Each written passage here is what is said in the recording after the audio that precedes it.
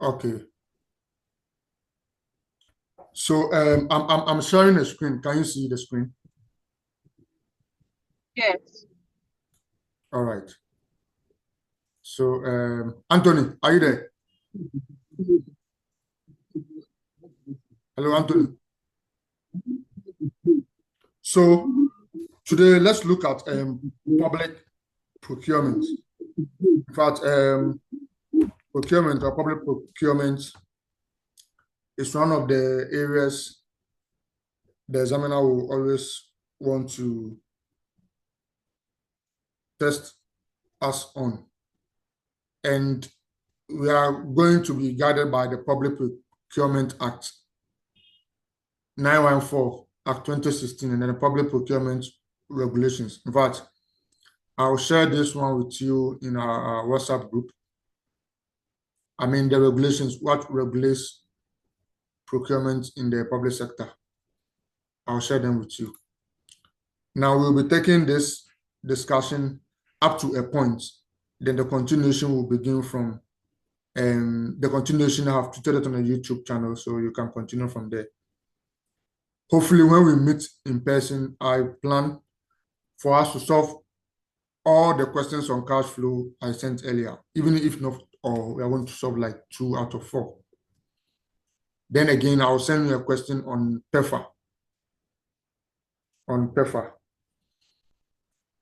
When we are done with this, I'll touch briefly on the IPSAS, some of them. Then I'll give you those you need to go and read, and I'll show you, or as I have shown you already, how to read the IPSAS. When that is done, we'll use the rest of the remaining weeks to solve past questions to the time of exams. All right. So let's look at public procurement. Now, in the exams, nobody is going to ask us what is procurement. Nobody. No exams question will ask what is procurement, but it is worth noting the definition of procurement. That all those processes run or public covered entities pass through or undertake in acquiring goods, services, and works.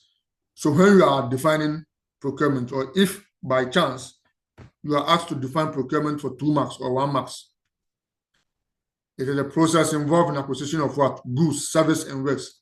These 3 words are very, very important. Goods, services, and works. Okay. By goods, we mean tangible goods that you can feel and touch: computers, cement, vehicle. By services, the services of consultants. By works, normally has to do with constructional works. So when you hire a contractor to come and put up a building, works and all those things. Okay. So procurement just relates to all the activities of acquiring goods and services by central government, MDAs, boards.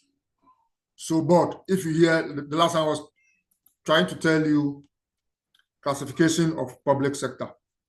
It is classified by how it is administered, or central administration. So board, if you hear Ghana Cocoa Board, anything in the public sector, that's the board. Cocoa Board. What other board do you know? Who can tell me any other board in the public sector?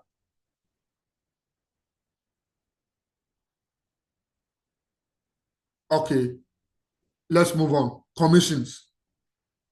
Commission on Human Rights and Administrative Justice. Public Services Commission. If you hear any commission, authorities, Ghana Revenue Authority, public universities, local government. So what we mean is that public procurement or procurement basically has to do with how things are bought or acquired in the public sector by all covered entities of government. Now, procurement as we say, procurement, as we say, constitutes about 60 to 70% of the annual budget after compensation of employees. After compensation of employees. After compensation of employees. Yes, when we're doing public government revenue and expenditure, under the expenditure column, you see that it is classified into what? Compensation, goods, use of goods and services. So under use of goods and services, all those things there relates to what? Procurement. So you realize how procurement is a very topical area in the public sector because it's contributes about 60 to 70% of annual budget after compensation of what? Employees in developing countries like Ghana. Now, it is a very important element to tackle in public financial management strategies. Yes. You see, because of the nature of procurement in developing countries, it is prone to what?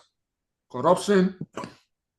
It is prone to mismanagement, misapplication, misappropriation. So there's really the need for an act or a document to regulate the practices. All right. Now, when we say procurement, there are principles. There are principles of procurement.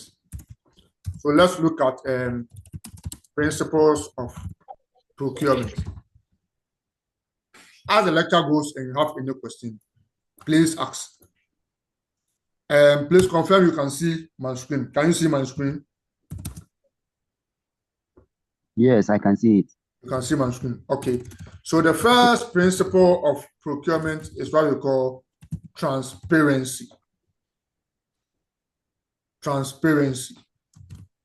Principle of procurement. Transparency.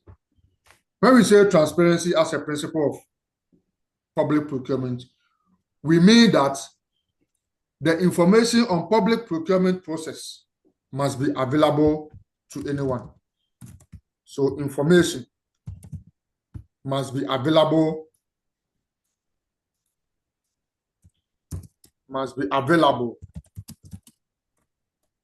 for everyone. Yes, that's what it means. Let's assume in Ministry of Trade want to buy computers. They should not hide it among themselves and give the contract to the workers there or their family and friends. And so they will go and set up their own companies and give contract to their friends to buy from. You know, procurement, normally, it is the private enterprises or the private sector that go and bid for the procurement contract, then supply government. So you don't go and set your own company and then award contract to them. So information is always available to you alone. Nobody knows about what you are going to buy. So the principle of transparency says that any information about procurement must be available to what? Everyone. By everyone, what do we mean? Contractors, suppliers. All suppliers must be made known. Service providers. You can think of what? MTN. Service providers. And the public at large. And the public at large. Unless there are extreme or let's say legal reasons to keep certain information confidential. For example, if the army or the police are going to acquire ammunition, they don't have to tell you and I or publish it anywhere. In fact, those things are bought what? Secretly because of their nature. Okay. The next principle of procurement is what we call integrity. Integrity. What do we mean by integrity? In public procurement, integrity is in two folds. Integrity is in two folds. So when we say integrity, it's in two folds. The first one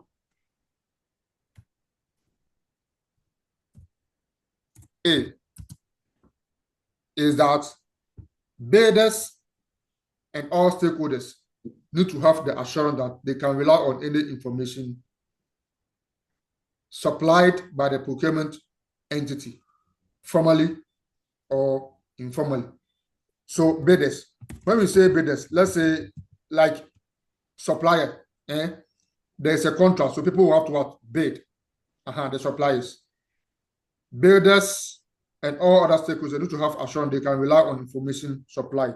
So builders should be able to rely on information supplied by the procurement entity. The procurement entity in this case will be that particular public sector, say Kimbu, SHS. They need equipment. They need furniture. They are the procurement entity. Procurement entity. Either formally or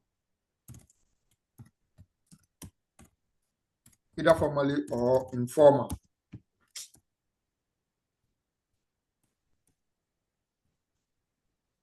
Either formally or informal. Yes.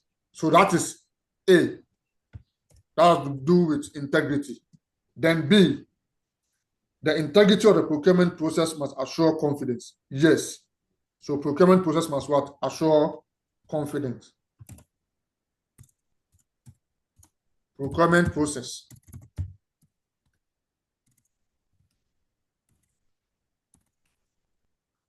Procurement process must assure confidence. Not that people will lose trust in the process that were carried out in the process. Very soon we'll look at what these processes are. The next principle of procurement has to do with economy. What do we mean by economy? Economy places emphasis on the need to manage public funds responsibly. The need to manage public funds. To manage public funds responsibly. Responsibly. To the extent that prices paid for the goods and services are reasonable and represent good value.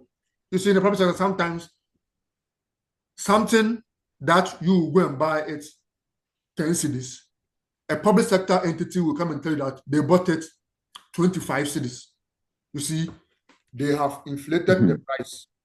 They've entered into agreement with the supplier to increase the price so that they will have a share. That is not economical.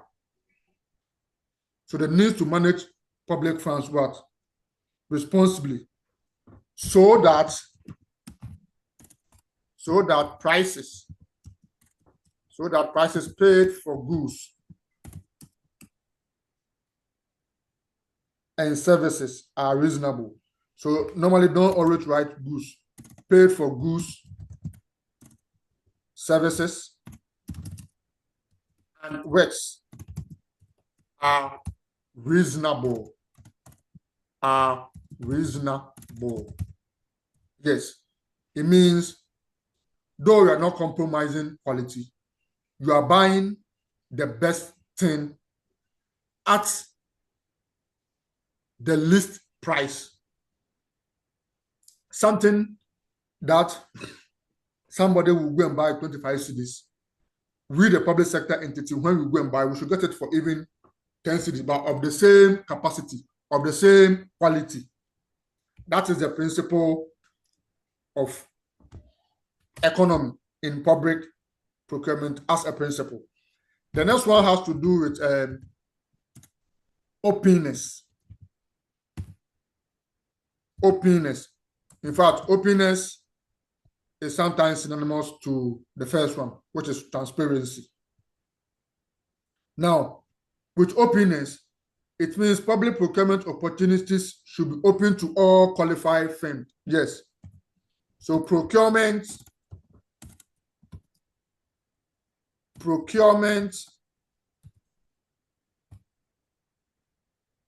opportunities should be open to all qualified what?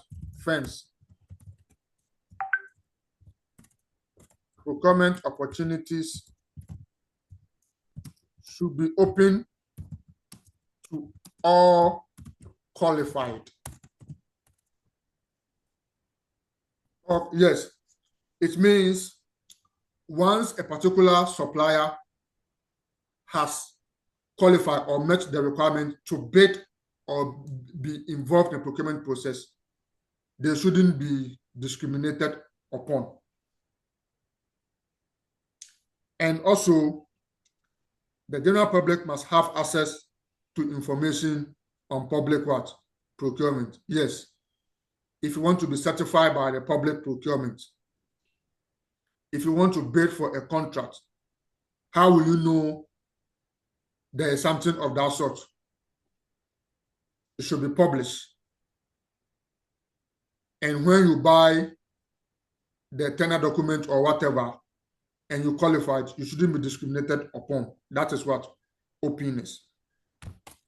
Then let's look at competition. Competition as a procurement principle. So with competition, as far as possible, many people should be allowed to participate in public procurement. Yes. Many bidders should be allowed to participate in public procurement. Yeah, this principle encourages what? Competition. So that we say we need these goods with these specifications.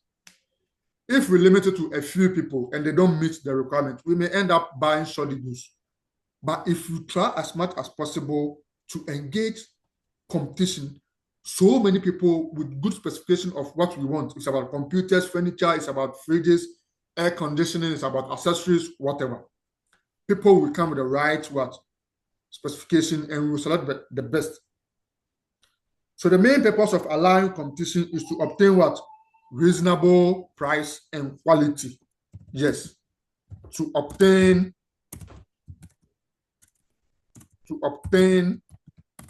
reasonable price and quality. That is the main principle behind competition. So that a lot of people will be allowed. And once they are allowed, there will be that kind of price and quality assurance. Okay. Now,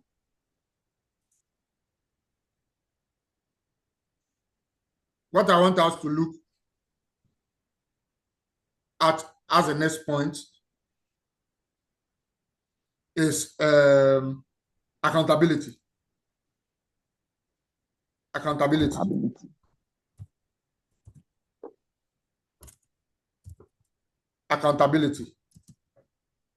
With the principle of accountability, here what we are saying is that to be responsible for our actions and what? Decisions. And having the obligation to report and or answer to a designated oversight entity.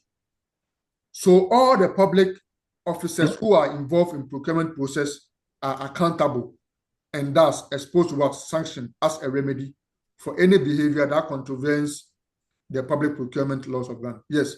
So if you're a public sector, all public sector entities have procurement units. And there's a Procurement Act and regulation that seeks to regulate the practice of procurement. So if you are an officer and you breach, like, instead of, for example, there's something we call request for quotation. to buy something from, let's say, a one-side supplier, you have to bring about 3 quotations. Then we select the one with the least price, but the same quality. But you don't just go and see somebody and take just one quotation and buy.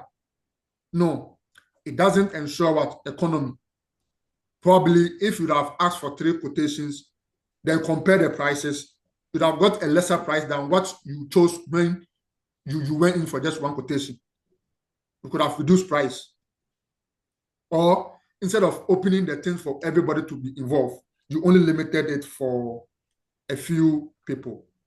So you'll be held accountable. That has to do with the principle of accountability. Please, any question? Ask questions before I move on. Anthony? Sir, Any question? so far it's well understood. Lisbeth? Yeah, I'm okay. Gladys? It's okay. All right. So, like I mentioned in the introductory aspect to my lecture, why is there the need to regulate public procurement in Ghana? It's very, very necessary. Like I mentioned, it forms about 60 to 70% of government annual budget for compensation. And so these areas are normally subject to high risk of fraud, malfeasance, corruption, and what have you. All right. So the need for regulating public procurement in Ghana, that is because public procurement, when I type PP, it means public procurement. Okay, so bear with me. Means public procurement, because public procurement is among the most dynamic anti-corruption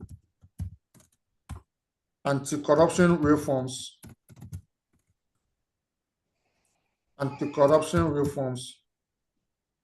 championed by the World Bank, and many countries, including Ghana. Yes. So you see, sometimes when we are going for external source of funding, they will look at how strong some of these your systems are. In your country, how do you procure goods? Do you even have a law? How strong are the law? People who goes against the law, how are they punished? Because of this, there's a need to regulate public procurement in Ghana. Then the second need or reason is that public procurement is a high risk area in public financial management, particularly Ghana. Yes, it's a high risk area, like I mentioned. People can do a lot of things here, and they will end up spending millions of state funds. Okay. Having known this, let's look at sources of leakages. Sources of leakages in public procurement. So PP means what? Public procurement. Because I'm typing, I'll do want to be shorten most of my words, and please bear with me and follow. So what are some of the areas in the public sector that is a leakage that needs to be blocked so that funds will be used judiciously? Now, one of the issues has to be with what? Bribery and inducement. Bribery and inducement. Bribery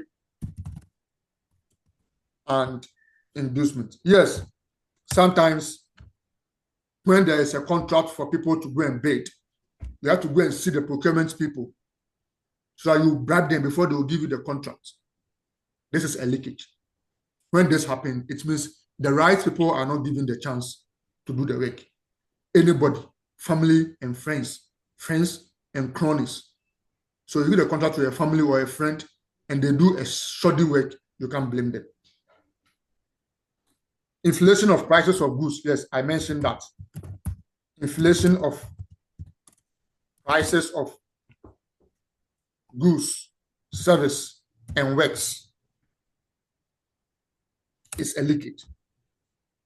Acquisition of inferior goods. Acquisition of inferior goods. Yes, because sometimes people compromise price with quality. They go in for anything at all. You see, some of our roads, they will go and look for inexperienced contractors. They contract the road, and within 6 months, you see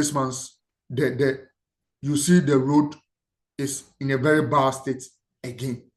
Acquisition of inferior goods. Acquisition of inferior goods, service, and works at exorbitant prices. At exorbitant prices. Yes. In fact, first, the goods are inferior. Second, they were acquired at high prices. Then, chronism. Yes, I mentioned this. Chronism and favoritism. Chronism and favoritism. Chronism has to do with friends. Because, for example, Lizzie knows me as a lecturer and there's a contract in WAEC. Lizzie just got in touch to me with my company. Lizzie has known that I'm now into this or that. So Lizzie got in touch so that I'll come and bid for a contract and give him the assurance I'll win it. If she gives me the contract, her cut is inside. Chronism and favoritism. When you do that, you breach the principle of what? Competition. There's no competition. The process is not open. In fact, the process is also not what? Transparent. These are the principles of procurement. These are the principles of procurement. Okay, let's continue. Now, what laws regulate procurement in Ghana? So we are going to look at laws on public, so PP, laws on public procurement in Ghana. Now, in 2003, there was a Public Procurement Act that was passed. In 2003, there was a Public Procurement Act that was passed. And this is Act 663. This act was passed to provide a single source of what? Procurement rules. To provide a single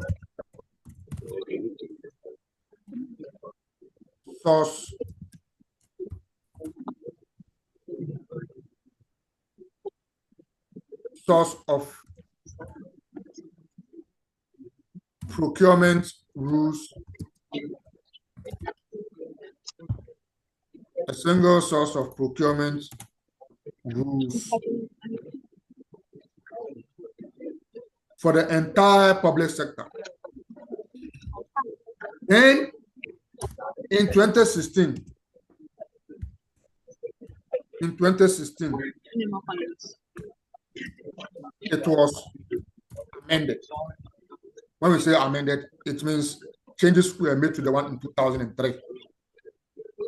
It was amended by Act 914. That's how come in my introduction to the lecture, I mentioned here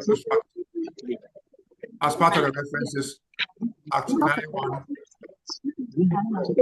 Okay, that's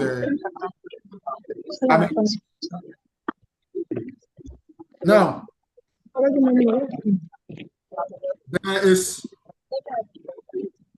a public procurement entity who is responsible for regulating the whole process of procurement in Ghana. And that is the Public Procurement Authority. Some people love to say PPA. So let's look at the Public Procurement Authority. What are their objectives? Yes, we are going to look at the objectives of public procurement, just like we were doing when we were doing the PFN, some of the objectives of, let's say, audit service, internal audit agency, financial intelligence center, IOCO, office of special prosecutor, the same thing we are going to look for this one. So please, like I mentioned earlier in my notice to you in the WhatsApp, this is a limited version. And so the meeting will end after every 40 minutes. So we have less than 1 minute and the meeting will end. Please, when it ends, join in 10 minutes. Is all right? All right. So I'm sorry it has to be this, but I know definitely we'll meet. The rain started heavily here, and that's why I couldn't move out. So we'll meet, and all the calculation aspect will